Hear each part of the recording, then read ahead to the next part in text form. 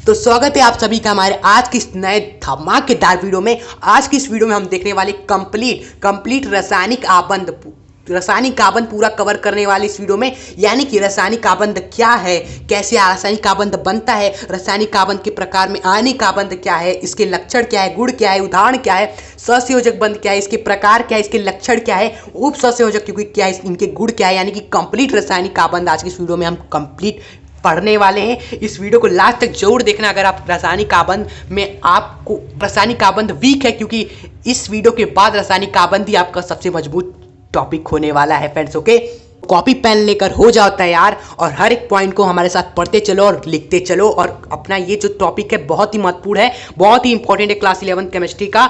तो चलिए बिना टाइम वेस्ट करिए अपने आज की वीडियो को स्टार्ट करते हैं और आज का ये जो टॉपिक है उसको क्लियर कर लेते हैं। Let's get start this video. Trick है, एक तो लाइक और शेयर ठोक दीजिए, महाकाल का दबाकर लाइक और शेयर ठोक दीजिए, 5000 लौटे दिख जाना चाहिए।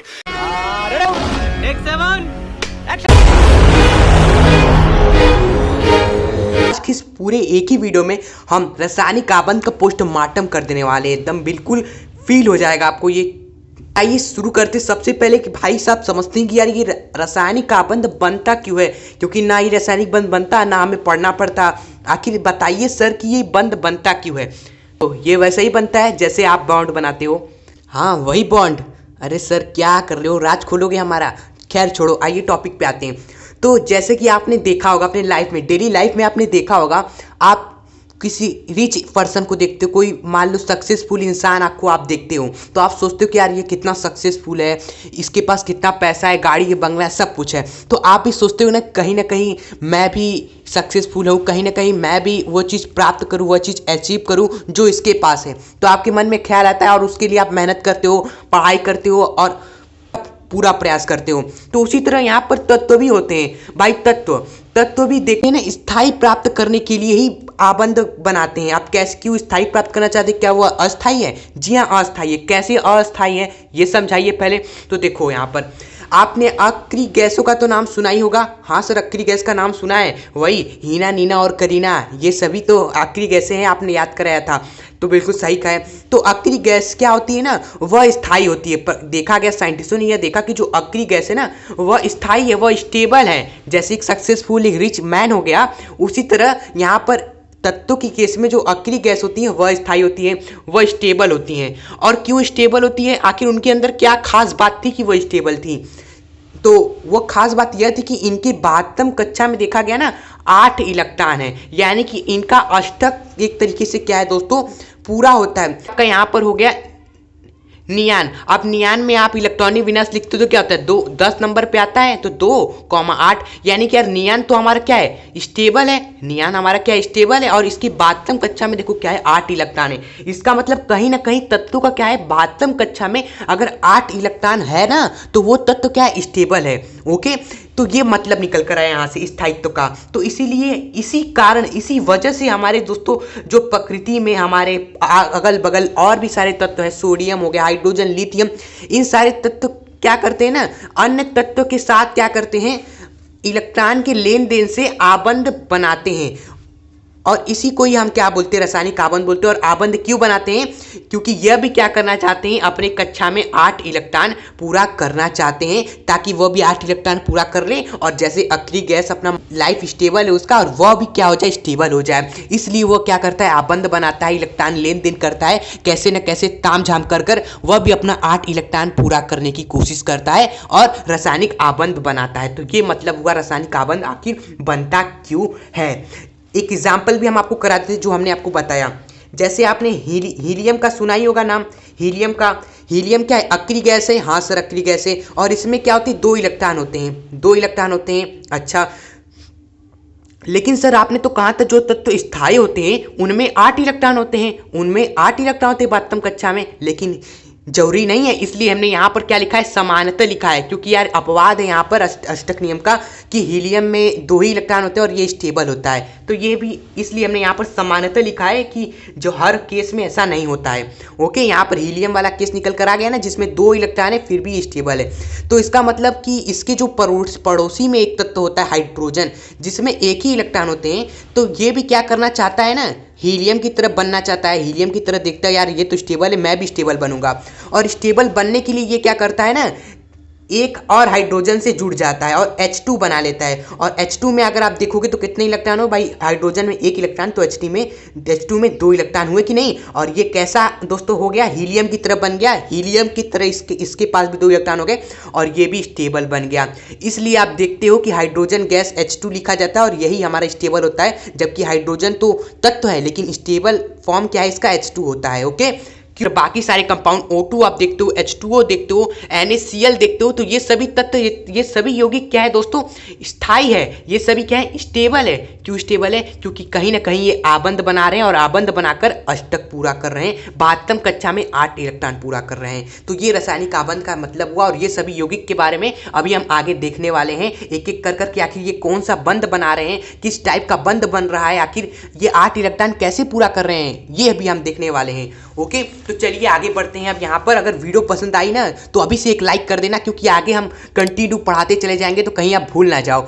ओके, तो एक छोटा सा लाइक कर देना हमारे सपोर्ट के लिए। उसके बाद आगे बढ़ेंगे तो अब हम देखने वाले हैं कि रासायनिक आबंध किस किस तरह से बनते हैं, मतलब यही ना हुआ रासायनिक आबंध के प्रकार, अर्थात रासायनिक आबंध बनाने के लिए या स्टेबल प्राप्त करने के लिए, अष्टक पूरा करने के लिए कितने तरीके, भाई कितने तरीके हैं रासायनिक आबंध बनाने के, तो टोटल 3 तरीके हैं और 3 तरीकों को ही नाम दे दिया गया है। जैसा पहला हमारा हो गया रासायनिक बंध बना रहे हैं लोग, उसके बाद दूसरा का हो गया हमारा सहसंयोजक बंध, उसके बाद तीसरा का हो गया आपका उप सहसंयोजक बंध। तो इन 3 तरीकों को देखेंगे जिससे तत्व क्या करते हैं, आपस में जुड़ते हैं, इलेक्ट्रॉन का लेन देन करते हैं और अष्टक पूरा कर 8 इलेक्ट्रॉन पूरा कर स्टेबल बनते हैं।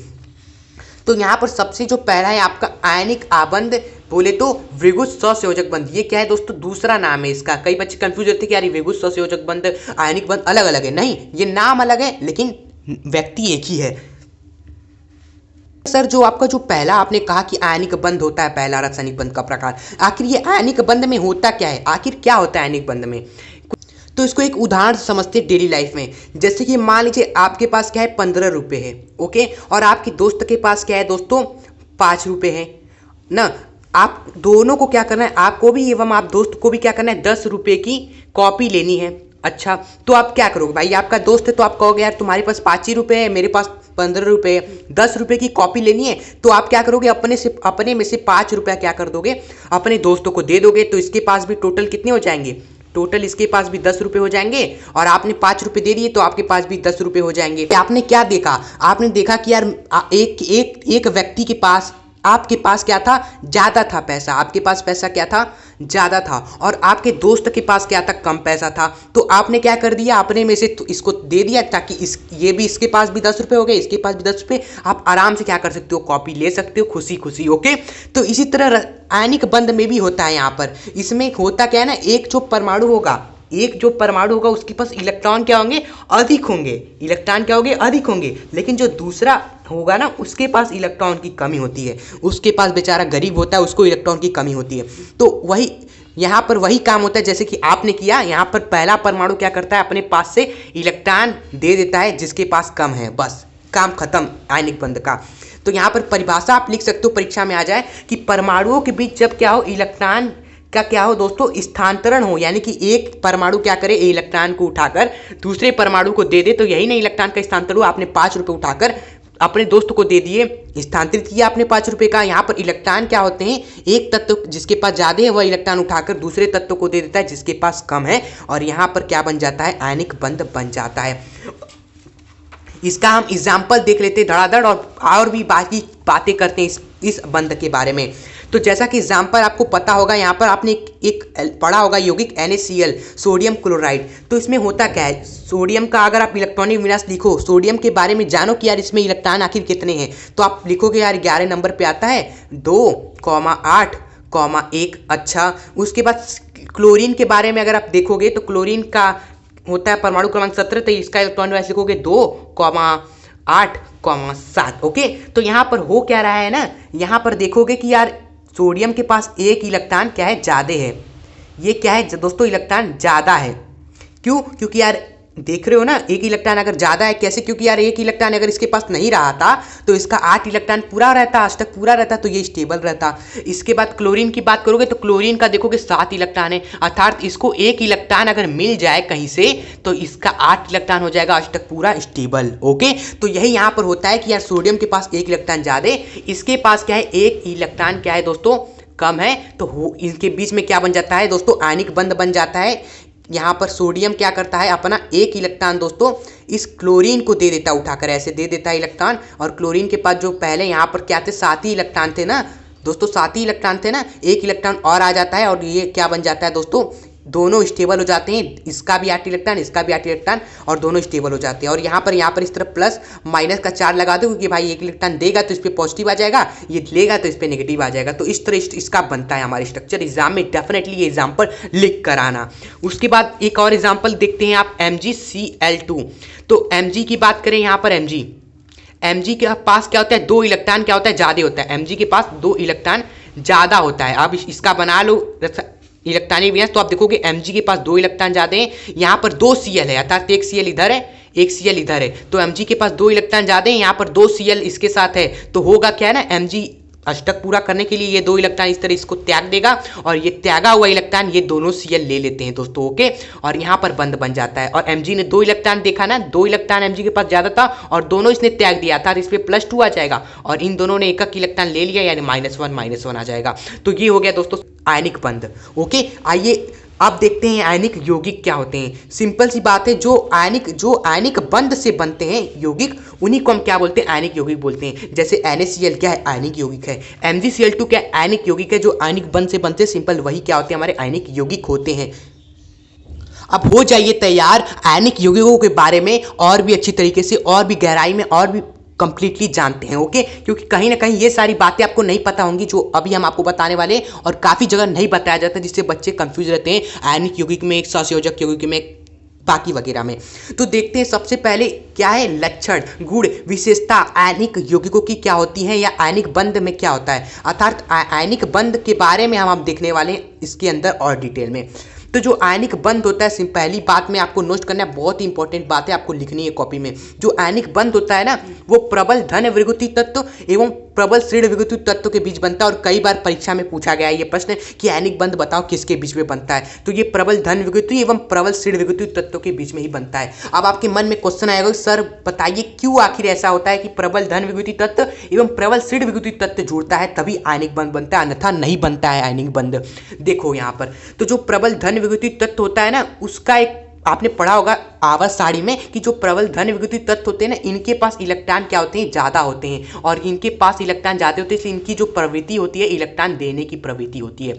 क्यों प्रवृत्ति होती है, क्योंकि धन विकृति तत्व ऐसे तत्व है जिनके पास इलेक्ट्रॉन ज़्यादा हैं, और इलेक्ट्रॉन ज़्यादा होने के कारण ये इलेक्ट्रॉन देने की प्रवृत्ति रखते हैं। ओके, अब पीरियोडिक टेबल में जैसे कि आपने देखा होगा कि lithium, sodium, potassium, rubidium, caesium, और इनका ट्रिक क्या था, लीना की रब से फरियाद, जो हमने याद किया था पहला पीरियोडिक टेबल में, याद है ना। हाँ, उसके बाद जो दूसरा का आपका पीरियोडिक में हो गया सेकेंड ग्रुप में, बेटा मांगे कार स्कूटर बापराजी। तो ये जो एलिमेंट है इतने सारे जो हमने, इन सभी क्या है दोस्तों, प्रबल धन विकृति तत्व। पीरियोडिक टेबल में इतने सारे जो एलिमेंट है ये क्या है, प्रबल धन विकृति तत्व होते हैं, यानी इनकी जो प्रवृत्ति होती है क्या होती है, इलेक्ट्रॉन देने की प्रवृत्ति होती है। जैसे यहाँ पर जो पहले वर्ग में होते हैं, आपको याद होगा पीरियोडिक टेबल आपने पढ़ा होगा कि जो पहले वर्ग में होते हैं, lithium, sodium, potassium, rubidium, caesium, ये सभी क्या होते हैं ना, इनकी जो प्रवृत्ति होती है वह एक इलेक्ट्रॉन देने की होती है, यानी क्या इनके पास एक इलेक्ट्रॉन क्या होते हैं, इनके पास एक इलेक्ट्रॉन ज़्यादा होती है। यही ना मतलब हुआ, एक इलेक्ट्रॉन इनके पास ज़्यादा होते हैं,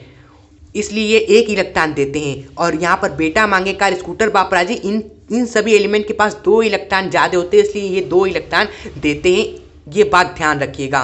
इसलिए आप देखते होंगे कि हमारा NaCl बनता है, क्यों बनता है, क्योंकि यहाँ पर Na एक इलेक्ट्रॉन दे रहा है और Cl क्या कर रहा है, एक इलेक्ट्रॉन ले रहा है। Na एक इलेक्ट्रॉन दे रहा है। और आप देखते होंगे लिथियम Cl इस तरह कंपाउंड बनता है। क्यों? क्योंकि यहाँ पर लिथियम हमने देखा एक ही इलेक्ट्रॉन देता है और एक इलेक्ट्रॉन लेने के लिए एक Cl हमारा आ जाता है। ओके, बात करें Mg के केस में, तो Mg के केस में 2 Cl है, क्योंकि Mg हमारा क्या करता है 2 इलेक्ट्रॉन देता है और 2 इलेक्ट्रॉन लेने के लिए दोस्तों कितने क्लोरीन आएंगे? 2 क्लोरीन आ जाएंगे फ्रेंड्स। ओके, और यहाँ पर इसी तरह BaCl2 बनता था आपका कंपाउंड। क्यों? क्योंकि यहाँ पर Ba आपका 2 इलेक्ट्रॉन देता है, 2 इलेक्ट्रॉन देता है और Cl 2 आ जाते हैं लेने के लिए 2 इलेक्ट्रॉन को। ओके, और आयनिक बंध बन जाता है। और प्रबल श्रेणीभूति तत्व की बात करें तो जस्ट उल्टा, इनमें क्या होती है? इलेक्ट्रॉन लेने की प्रवृत्ति होती है। और ये कौन कौन से होते हैं ये ध्यान रखें, क्लोरीन हो गया, फ्लोरीन हो गया, bromine, iodine, oxygen, sulphur, selenium, ये सभी क्या होते हैं दोस्तों? इलेक्ट्रॉन लेने की प्रवृत्ति होती है इनकी, ये प्रबल विद्युत श्रेणी तत्व वाले होते हैं। ओके, जैसे Cl तो अभी हमने देखा ही, फ्लोरीन हो गया, ब्रोमीन, ये सभी हो गए। ओके, अब आगे बढ़ते हैं। अब हम देखते हैं कि आयनिक यौगिकों के या विद्युत सहसंयोजक यौगिकों के लक्षण क्या होते हैं, इनके गुण क्या क्या होते हैं दोस्तों। एक तरीके से एग्जाम में पूछा जाता है दोस्तों कि आयनिक यौगिकों के बारे में बताइए कि उनकी क्या प्रवृत्ति होती है, उनकी क्या गुण होते हैं, क्या विशेषता होती है। तो ये आप ध्यान रखें, इन सभी चीज़ों को पूछा जा सकता है आपके परीक्षा में। तो जो हमारा आयनिक यौगिक होते हैं ना, उनका जो गलनांक एवं क्वथनांक बहुत ही ऊंचा होता है। क्यों? बहुत ही ज़्यादा होता है। क्यों? क्योंकि इनके बीच में आप देख रहे हो ना, इलेक्ट्रॉन लेन देन हो रहा है, इलेक्ट्रॉन इधर से उधर जा रहा है, तो यानी कहीं ना कहीं आवेश के बीच में आकर्षण बल इनके होता है। इसलिए दोस्तों इनका जो गलनांक एवं क्वथनांक होता है बहुत ही ऊंचा होता है। क्योंकि भाई गलाने के लिए उसको भाप में बनाने के लिए ऊर्जा दोगे ना, ऊर्जा दोगे तो वो टूटने में, उनके बीच में जब इतना मजबूत बंध है, इतना मजबूत आकर्षण बल है, तो वो आसानी से नहीं ना गलेंगे, आसानी से नहीं ना क्वथनांक उनका भाप में बनेंगे। तो इसलिए वो बहुत ही ज़्यादा होता है। क्यों? क्योंकि उनके बीच में जो आकर्षण बल होता है मजबूती से एक दूसरे के साथ बंधे होते हैं। ओके, और बात करें ये जो आयनिक यौगिक होते हैं वह जल में विलय होते हैं और विलय होने पर आयन में टूट जाते हैं। जैसे NaCl हो गया, इसको जल में डालोगे तो Na+ में एवं Cl- में टूट जाता है। ओके, उसके बाद तीसरा पॉइंट ध्यान रखो कि ये अध्रुवीय विलायकों में अविलय होते हैं, अध्रुवीय विलायकों में नहीं घुलते हैं ये जल्दी। उसके बाद चौथा पॉइंट याद रखो कि गलित अवस्था में मुक्त आयन ही के कारण क्या होता है? विद्युत का चालन ये करते हैं। आप देखते होगे ना, NaCl नमक आप लोगे, उसमें करंट डालोगे तो नहीं प्रभाव होगा, लेकिन उसी नमक को अगर आप पानी में डाल दो या गला दो कैसे भी कर तो होगा। जो आयन आपके मुक्त हो गए ना जल में जब आप करंट प्रवाह करते हो ना, तो यही आयन क्या करते हैं? विद्युत का चालन करते हैं बस। ओके, उसके बाद जो पांचवा पॉइंट है, पांचवी इनकी जो विशेषता गुण है कि ये जो विद्युत सहसंयोजक आबंध बनता है ये क्या होता है? अदिशात्मक होता है, अदिशात्मक होता है। अर्थात यहाँ पर आप NaCl कैसे बना सकते हो? भाई Na इधर रखो, Cl इधर रखो, इलेक्ट्रॉन दे दो, ऐसे इस दिशा में बना लो। या फिर ऐसे भी बना सकते हो कि Na इधर रखो, Cl इधर रखो, ये इलेक्ट्रॉन आप ऐसे दे दो। अर्थात यहाँ पर आप किसी भी दिशा में क्या कर सकते हो? सहसंयोजक आबंध बना सकते हो, ऐसे भी ऐसे भी। इसलिए क्या होता है? विद्युत सहसंयोजक बंध हमारा या आयनिक बंध अदिशात्मक होता है। ये बात हो गया। ओके, तो ये 5 पॉइंट याद रखो, 5 पॉइंट लिख दोगे, गारंटेड 1 नंबर भी नहीं काट सकता एग्जामिनर। उसके बाद आइए सेकंड जो हमारा है आबंध। जी हाँ, सहसंयोजक आबंध, इसको समझते, इसको पढ़ते, और जो कि यहाँ पर सारे आबंधों का बाप है, यानी कि सारे आबंधों में सबसे महत्वपूर्ण आबंध यही है जो हमें पढ़ना है और अच्छे तरीके से पढ़ना है इसको। ओके, ताकि कुछ भी एग्जाम में क्वेश्चन आ जाए, इससे छूट ना जाए। तो यहाँ पर सहसंयोजक आबंध को डेली लाइफ में कैसे समझा जाए? हाँ देखो, जैसे कि आयनिक बंध को हमने समझा था, उसमें क्या होता था कि एक के पास हमारे पास क्या इलेक्ट्रॉन ज़्यादा हैं, दूसरे के पास इलेक्ट्रॉन कम है। लेकिन इस वाले केस में क्या होता है? दोनों परमाणुओं को इलेक्ट्रॉन की कमी होती है। समझते हैं कि जैसे आपके पास क्या है? रोटी है, आपके पास क्या है? रोटी है, लेकिन आपके दोस्त के पास क्या है? सब्जी है। आप स्कूल में हो, लंच हुआ, लेकिन आपके पास तो क्या था? केवल रोटी था, और आपके दोस्त के पास लेकिन क्या था? सब्जी था। ओके, तो आप क्या करोगे? अपना रोटी ऐसे तो खा नहीं सकते, या आपका दोस्त का जो है सब्जी भाई वह भी ऐसे खा ही नहीं सकता, उसको रोटी की जरूरत है और आपको सब्जी की जरूरत है। यानी कि यहाँ पर जरूरत क्या है? दोनों को है। तो आप क्या करोगे? आप कहोगे कि यार मैं अपना आधा रोटी अपने दोस्त को दे दूंगा और अपने दोस्त का आधा जो सब्जी है वह ले लूंगा। यानी कि आधा सब्जी आपने ले लिया और अपने में से आधा रोटी अपने दोस्त को दे दिया। आपका दोस्त भी आप खा रहा है अच्छा से और आप भी आप खा रहे हो। ओके, तो इसी तरह सहसंयोजक बंध भी होता है। यहाँ पर जरूरत दोनों परमाणु को होती है, दोनों को इलेक्ट्रॉन की जरूरत होती है, दोनों के पास इलेक्ट्रॉन की कमी होती है, तब वो क्या करते हैं? एक दूसरे के बीच में क्या करते हैं? साझा करते हैं। जैसे आपने किया ना, यहाँ पर हम भी बचपन में करते थे ऐसा ही काम। चलिए, तो ऐसा ही होता है यहाँ पर सहसंयोजक बंध में कि ये दोनों परमाणु की दोनों को कमी रहती है और दोनों क्या कर लेते हैं? साझा करते हैं। और कैसे करते हैं आइए देखते हैं।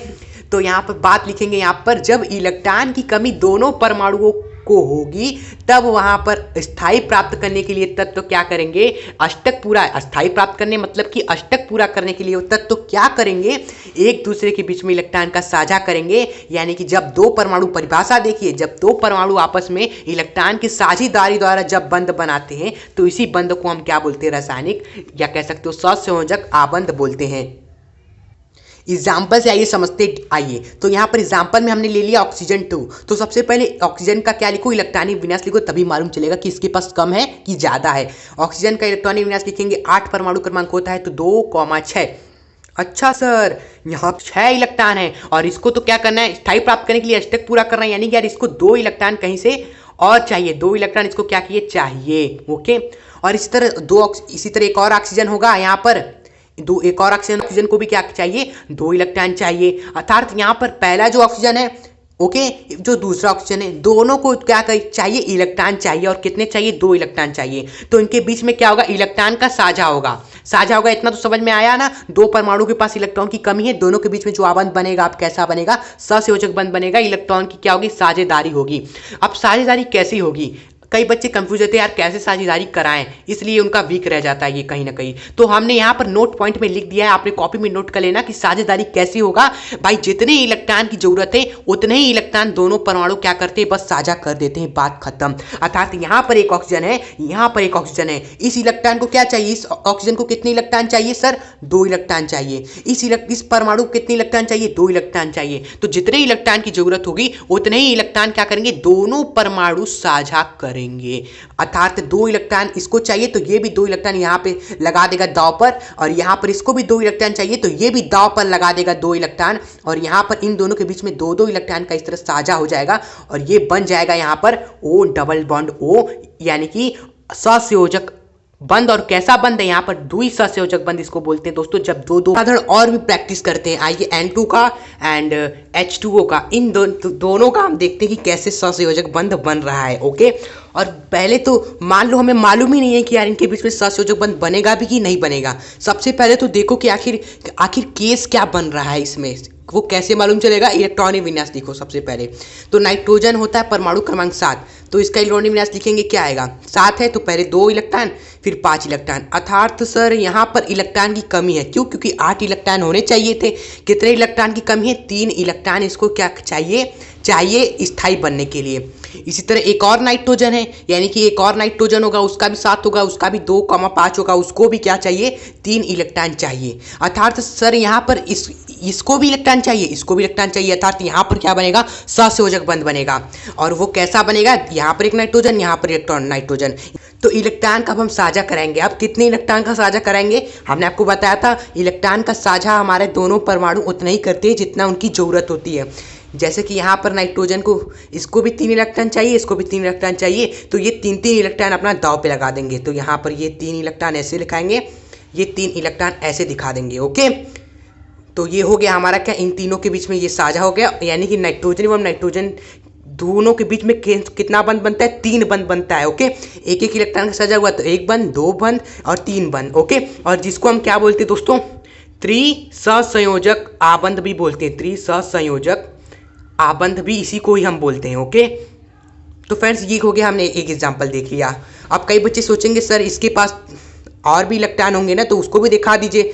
दिखा देते हैं भाई, टोटल 5 इलेक्ट्रॉन थे। ओके, तो 3 इलेक्ट्रॉन ये लिख दिए, 2 इलेक्ट्रॉन और इधर दिखा दीजिए। इसके पास भी 5 इलेक्ट्रॉन टोटल थे यहाँ पर लास्ट में एकदम। तो 3 इलेक्ट्रॉन यहाँ है, 2 इलेक्ट्रॉन यहाँ दिखा दीजिए। ओके, और इसी तरह लुईस संरचना भी आप बनाते हो ना। लुईस संरचना क्या बनाते हो, इस तरह इलेक्ट्रॉन का साझा कराते थे और यहाँ पर 8 इलेक्ट्रॉन का घेरा इसमें बना दिया। यहाँ पर 3 3 6 2 8 इलेक्ट्रॉन का घेरा यहाँ बना दिया। तो इस तरह लुईस संरचना भी बन जाता है। ओके, तो अगर आपको हर एक चीज, अगर आपने अच्छी तरीके से हर एक टॉपिक को पढ़ा है ना, तो आपको हर एक चीज आने लगता है धीरे धीरे। ओके, इसी तरह H2O का बनाते हैं। अब हाइड्रोजन भी है, यहाँ पर 2 हाइड्रोजन है, यहाँ पर 1 ऑक्सीजन है। तो सबसे पहले तो मालूम चले कि आखिर कौन सा बंध बनेगा। हाइड्रोजन का आप सभी को मालूम है 1 इलेक्ट्रॉन होता है, तो 1 हमने दिखा दिया। इसी तरह एक और हाइड्रोजन है, इसके पास भी 1 इलेक्ट्रॉन है। एक और ऑक्सीजन है, ऑक्सीजन का तो 8 होता है परमाणु क्रमांक, तो 2,6। अर्थात ऑक्सीजन को क्या चाहिए, 2 इलेक्ट्रॉन चाहिए, 8 इलेक्ट्रॉन हो जाएगा। और हाइड्रोजन के लिए हमने पढ़ा था कि यार इसको, ये तो 2 इलेक्ट्रॉन में संतुष्ट हो जाता है, 2 इलेक्ट्रॉन पे ये हमारा क्या होता है दोस्तों, स्थायी हो जाता है। यानी कि यार एक इलेक्ट्रॉन है तो इसको एक इलेक्ट्रॉन और चाहिए होंगे, और एक इलेक्ट्रॉन इसके पास है यानी एक इलेक्ट्रॉन इसको और चाहिए। ओके, तो यहाँ पर हमें मालूम चल रहा है कि यार ऑक्सीजन को भी इलेक्ट्रॉन चाहिए, हाइड्रोजन दोनों को भी इलेक्ट्रॉन चाहिए, यानी कि बनेगा कौन सा बंध, सहसंयोजक बंध। ओके, आइए बनाते हैं। यहाँ पर ऑक्सीजन हाइड्रोजन इस तरफ कहीं भी आप यहाँ पर दिखा दीजिए, हम इस तरह दिखा रहे हैं, आपकी मर्जी, आप ऐसे से दिखाएं। ओके, अब आइए इलेक्ट्रॉन का साझा कराते हैं। हाइड्रोजन को कितने इलेक्ट्रॉन चाहिए, एक इलेक्ट्रॉन, ऑक्सीजन को 2 इलेक्ट्रॉन, यहाँ पर हाइड्रोजन को 1 इलेक्ट्रॉन। ओके, 1 इलेक्ट्रॉन चाहिए तो 1 इलेक्ट्रॉन दांव पे लगा देगा, इसको 1 इलेक्ट्रॉन चाहिए तो ये 1 इलेक्ट्रॉन दांव पे लगा देगा, ऑक्सीजन को 2 इलेक्ट्रॉन चाहिए तो ये 2 इलेक्ट्रॉन यहाँ पर दांव पर लगाएगा। ओके, और इन दोनों के बीच में यहाँ पर साझा ऐसे हो गया, यहाँ पर इलेक्ट्रॉन का साझा ऐसे हो गया। ओके फ्रेंड्स, और ऑक्सीजन के पास बाकी भी तो इलेक्ट्रॉन है सर, उसको भी दिखा देते हैं भाई। 2 इलेक्ट्रॉन दांव पे लगा दिया, टोटल 6 थे, तो बाकी के 4 यहाँ पर इस तरह हम दिखा देते हैं फ्रेंड्स। ओके, और अगर लुईस सस्ता बनाएंगे तो यहाँ पर बस सर्कल कर दिया जाता था, यहाँ पर याद है ना, लुईस सस्ता में बस हम ऐसे सर्कल कर देते, हाइड्रोजन का 2 इलेक्ट्रॉन कर दिया, ऑक्सीजन के लिए 8 इलेक्ट्रॉन, तो ये बन गया हमारा इसका बीच में आबंध। इसको अगर आप दिखाएं तो यहाँ पर एक ऑक्सीजन होता है, यहाँ पर 2, यहाँ पर इस तरह इलेक्ट्रॉन होते हैं 2 4, और यहाँ पर हाइड्रोजन इस तरह बंध बना रहता है। ओके, अब आइए और कुछ एग्जाम्पल करते हैं, क्योंकि एग्जाम्पल यहीं पर करना बहुत जरूरी है, ताकि आपको इस चैप्टर में जो है आपका रासायनिक आबंध उसमें कॉन्फिडेंस आएगा और भी अच्छे तरीके से। तो आइए एग्जाम्पल करते हैं, CO2 का बनाते हैं एवं SO2 का बनाते हैं, और भी मजा आएगा। बस यहाँ पर कार्बन है, 2 ऑक्सीजन है। अब कार्बन का लिखते हैं सबसे पहले इलेक्ट्रॉन विन्यास, तो कार्बन परमाणु क्रमांक 6 यानी 2,4, अर्थात यार इसको 8 इलेक्ट्रॉन चाहिए। 8 इलेक्ट्रॉन पूरा करने के लिए इसको कितने इलेक्ट्रॉन चाहिए, 4 इलेक्ट्रॉन। ठीक है सर। अब यहाँ पर ऑक्सीजन है, ऑक्सीजन का तो हमें पता है, ऑक्सीजन बार बार लिखते क्या है, ऑक्सीजन को पता ही है ना, ऑक्सीजन को हमेशा क्या चाहिए, 2 इलेक्ट्रॉन चाहिए, बस बार बार दिखाने की जरूरत नहीं है, ये बार बार प्रैक्टिस करोगे तो आपको खुद ही ध्यान हो जाएगा कि ऑक्सीजन होगा तो उसको 2 इलेक्ट्रॉन चाहिए।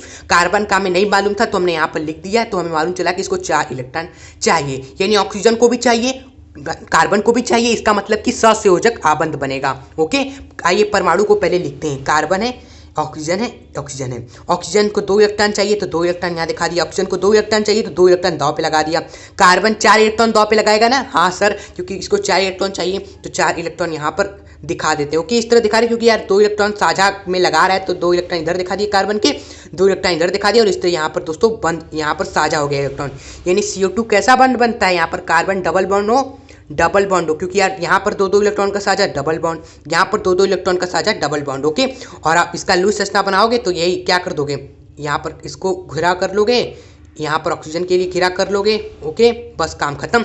SO2 का बनाते हैं, सल्फर का परमाणु क्रमांक होता है 16, यानी इलेक्ट्रॉन लिखेंगे 2,8,6, अर्थात सल्फर को 8 इलेक्ट्रॉन पूरा करने के लिए 2 इलेक्ट्रॉन इसको और चाहिए। ओके, और ऑक्सीजन को तो हमें पता ही है, ऑक्सीजन के लिए तो 2 इलेक्ट्रॉन चाहिए होता है अष्टक पूरा करने के लिए। तो आइए ड्रॉ करते हैं, यहाँ पर सल्फर है, यहाँ पर दोस्तों क्या है, पर ऑक्सीजन। ओके, ऑक्सीजन 2 इलेक्ट्रॉन साझा करेंगे, हमें मालूम है, यहाँ पर भी 2 इलेक्ट्रॉन साझा करेंगे, और यहाँ पर सल्फर का दोस्तों इलेक्ट्रॉन यहाँ पर जितने भी है टोटल 6 इलेक्ट्रॉन है ना, सल्फर के पास देखो 6 इलेक्ट्रॉन है, तो 6 इलेक्ट्रॉन ड्रॉ करा दिया, और यहाँ पर इस तरह साझा हो जाएगा दोस्तों। ओके, यहाँ पर साझा हो जाएगा, तो टोटल यहाँ पर बॉन्ड अगर बनाए तो यहाँ पर sulphur double bond O। Okay, बाकी 2 इलेक्ट्रॉन सल्फर के इधर है इस तरह। ओके, तो ये बन गया दोस्तों SO2 का स्ट्रक्चर। बस हमें ध्यान रखना है कि यहाँ पर ऑक्सीजन क्या कर रहा है, 2 इलेक्ट्रॉन ऑक्सीजन को चाहिए तो यहाँ पर डबल बॉन्ड इस तरह बना ले रहा है, यहाँ पर ये भी ऑक्सीजन डबल बॉन्ड बना लिया क्योंकि 2 इलेक्ट्रॉन इसको मिल जाएंगे, 8 हो जाएगा, ये भी ऑक्सीजन डबल बॉन्ड बना लिया क्योंकि इसको भी 2 इलेक्ट्रॉन मिल जाएगा, 8 हो जाएगा। ओके, और आप सोचोगे कि सर यहाँ पर सल्फर को दिखाया जाए तो सल्फर के तो टोटल 1 2 3 4 5 6 7 8 9 10 इलेक्ट्रॉन हो गए। ओके, तो ये तो सल्फर तो अस्थायी होगा, कई बच्चे सोचेंगे, लेकिन आपको बता दें सल्फर एक ऐसा तत्व है ना, इसके ये 10 इलेक्ट्रॉन भी रख सकता है अपने पास, तब भी ये स्थायी होगा। अगर ये दोस्तों 12 इलेक्ट्रॉन भी रख सकता है अपने पास, अर्थात सल्फर दोस्तों क्या है, एक अपवाद है, एक अपवाद दोस्तों। ओके, यहाँ पर अष्टक नियम में सारे 8 इलेक्ट्रॉन लेकर संतुष्ट हो जा रहे थे, लेकिन सल्फर भाई 10 भी इलेक्ट्रॉन रख सकता है, 12 भी रख सकता है। ओके, लेकिन ऑक्सीजन में नहीं है, तो ऑक्सीजन में तो 2 इलेक्ट्रॉन साझा हुआ है, बाकी सल्फर का देखो ना 2 से ज़्यादा हो गया है, ये बात ध्यान रखना इंपॉर्टेंट हो गया ये आपके लिए। ओके, और यहाँ पर हमने काफ़ी सारे एग्जाम्पल कर लिए, बाकी आप खुद से भी प्रैक्टिस करोगे तो आपके आसान होता जाएगा। अब बात करते हैं हम यहाँ पर इस बंध से बनने वाले यौगिक की। सिंपल सी बात है सर, जो सहसंयोजक आबंध से बनेगा उसको हम क्या बोलेंगे, सहसंयोजक यौगिक बोलेंगे। ठीक है, ओके, क्लियर, ठीक है। अब बात करते हैं यहाँ पर हम, अब इसके प्रकार को हम अलग से यहाँ पर हमने लिख दिया, वैसे आपको पता है, अभी हम वीडियो में ही हमने आपको बता दिया था कि सहसंयोजक बंध कैसे कितनी कितनी तरह का होता है। एकल सहसंयोजक बंध पहला, दूसरा का है आपका द्विसहसंयोजक बंध, तीसरा है आपका त्रिसहसंयोजक आबंध। परीक्षा में आ सकता है तो आप इस तरह लिख देना। और एकल सहसंयोजक बंध वो आबंध है भाई जिसमें एक एक इलेक्ट्रॉन का हमारा साझा होता है, जैसे H2 हो गया, CH4 हो गया, H2O हो गया। ओके, एग्जाम्पल अभी हमने इसका स्ट्रक्चर भी बनाया था, H2O का भी बनाया था। तो आप देखोगे तो हाइड्रोजन एवं ऑक्सीजन के बीच में क्या था, एक एक इलेक्ट्रॉन का साझा हो रहा था। ओके, इसी तरह यहाँ पर आप देखोगे द्विसहसंयोजक आबंध, इसमें दो दो इलेक्ट्रॉन का साझा होगा, जैसे O2 हो गया भाई, O डबल बॉन्ड हो, यानी दो दो इलेक्ट्रॉन का साझा हुआ है यहाँ पर, तो ये द्विसहसंयोजक आबंध हो गया। उसके बाद त्रिसहसंयोजक आबंध की बात करें तो इसमें तीन तीन इलेक्ट्रॉन का साझा हो जाएगा, जैसे N2 का स्ट्रक्चर हमने बनाया था। एक और एग्जांपल आप देख सकते हो C2H2, इसमें त्रिसहसंयोजक आबंध होता है फ्रेंड्स। ओके, तो ये सिंपल सी इसके प्रकार हो गए।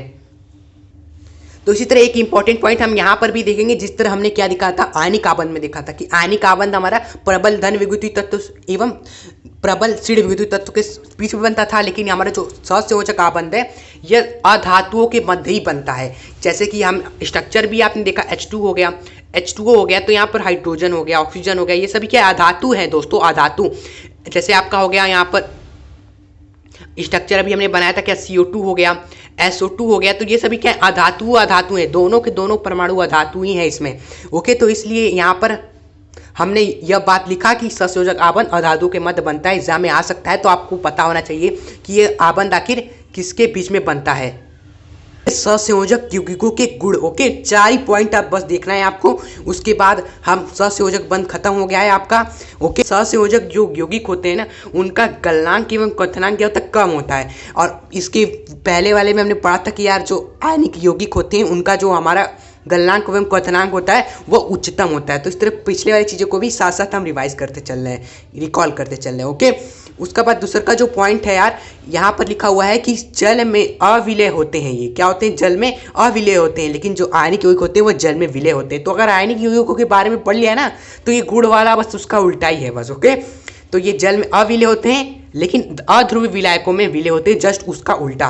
और यहाँ पर ये गलित अवस्था में विद्युत का कुचालक होता है, लेकिन वह हमारा गलित अवस्था में क्या करता था, विद्युत का चालन करता था, क्योंकि उसमें आयन मिलते थे हमें गलित अवस्था में। इसलिए चौथा पॉइंट है कि जो सहसंयोजक यौगिक होते हैं ना, इसकी जो प्रकृति होती है वह एक दिशात्मक होती है फ्रेंड्स। ओके, ऐसा नहीं, इसका मतलब दिशात्मक होने का मतलब ये है कि इसका जो बंध बनता है वह एक फिक्स डायरेक्शन में बनता है। ओके, उसको आप पलट नहीं सकते, कि वो एक फिक्स होता है हमारा। ओके, अभी इसकी बंध का जो हमारा दिशात्मक होता है, फिक्स होता है इसकी डायरेक्शन। इस सब ज्यामिति जब आप पढ़ोगे ना तब आपको समझ में आएगा कि हर एक यौगिकों का जो ज्यामिति फिक्स होता है। जैसे H2O का दोस्तों जो ज्यामिति होता है वह इस तरह होता है, ऑक्सीजन इस तरह इधर एवं यहाँ पर हाइड्रोजन जुड़ा होता है, और यहाँ पर जो एंगल होता है ना वह 160 डिग्री कुछ होता है, और जो कि ये फिक्स है, यानी कि हाइड्रोजन एवं हाइड्रोजन 160 डिग्री पर ही होंगे। इसको आप घुमाकर इस हाइड्रोजन को इधर नहीं कर सकते, ये फिक्स है, इसलिए इसकी जो प्रकृति होती है वो दिशात्मक होती है।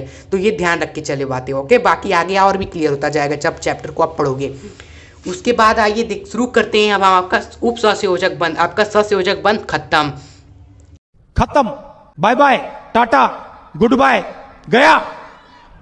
शुरू होने वाला है आपका उप सहसंयोजक आबंध, जो कि बहुत ही आसान है फ्रेंड्स। ओके, सहसंयोजक बंध में क्या होता था, हमारा कोई भी दो परमाणु होते थे A एवं B। ओके, ये वाला भी साझा करता था इलेक्ट्रॉन, ये वाला भी इलेक्ट्रॉन साझा करता था। ऐसा ही ना होता था कि यार अगर A भी साझा कर रहा है एक इलेक्ट्रॉन तो B को भी एक ही इलेक्ट्रॉन साझा करना ही पड़ेगा, तभी हमारा दोस्तों सहसंयोजक आबंध बनेगा, नहीं तो नहीं बनेगा। लेकिन उप सहसंयोजक बंध हमारा एक ऐसा आबंध होता है जिसमें दो परमाणु के बीच में साझा तो होता है इलेक्ट्रॉन का, और वो कितने इलेक्ट्रॉन का साझा होता है, 2 इलेक्ट्रॉन का फ्रेंड्स। ओके, इस तरह आप सोचोगे सर ये तो इसी तरह हो गया ना, यहाँ पर 2 परमाणु है, ये साझा इलेक्ट्रॉन हुआ जिस तरह आप कह रहे हो। नहीं, इसमें थोड़ी ना उसी तरह होगा, इसमें कुछ अलग है। वो क्या अलग बात है जो आपको ध्यान रखनी है वह देखिए। इसमें भी इलेक्ट्रॉन का हमारा इलेक्ट्रॉन का साझेदारी होती है, लेकिन मालूम है किस तरह होती है, इसमें जो साझा का दोनों जो इलेक्ट्रॉन होता है ना, वह एक ही परमाणु द्वारा एक ही परमाणु द्वारा दोस्तों दिया जाता है दोस्तों, उसी को हम क्या बोलते हैं, उपसंयोजक आबंध बोलते हैं। ओके,